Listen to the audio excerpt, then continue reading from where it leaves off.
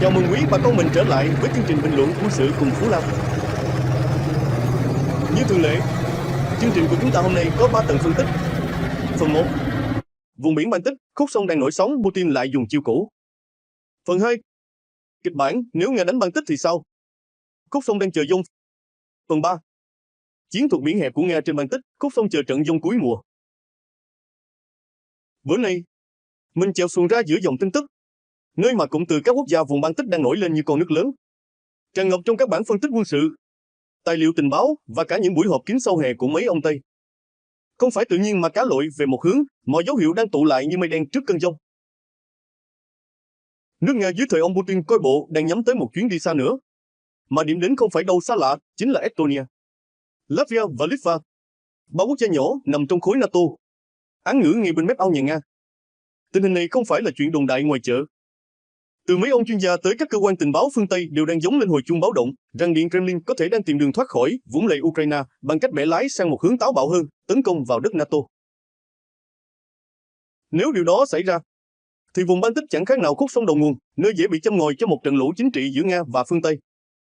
Việc Thụy Điển và Phần Lan chính thức gia nhập NATO chẳng khác nào thêm hai chiếc ghe lớn vào đội hình, làm thay đổi hẳn thế trận ở Bắc Âu. NATO giờ không chỉ tăng quân số áp sát biên giới Nga, mà còn đang xây dựng đồn lũy phòng thủ như người miền Tây đắp bờ bao chống lũ, gấp gáp, dồn dập, khiến Moscow cảm thấy bị ép tới mức phải phản đoàn.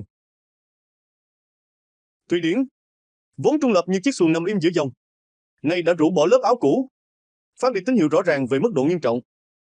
Gần đây, Stockholm phát hành một cuốn sổ tay khẩn cấp cho doanh nghiệp, giống như cuốn cẩm nang sinh tồn mùa nước nổi. Trong đó, mỗi công ty phải cử ra một người chịu trách nhiệm nếu đất nước bị tấn công. Người Thụy Điển không lo động đất hay sóng thần, họ lo chiến tranh thiệt sự có thể ập tới bất kỳ lúc nào như con nước rộng bất ngờ.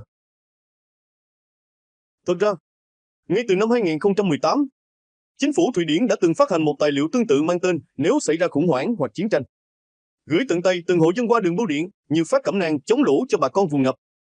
Họ biết rõ, khi tấn công mạng xảy ra, Internet và viễn thông sẽ là thứ đầu tiên bị đánh sập.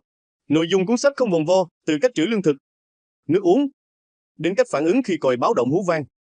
Toàn bộ vùng Bắc Âu giờ đây đang chuyển sang trạng thái báo động đỏ, như bà con miền Tây chuẩn bị đón lũ.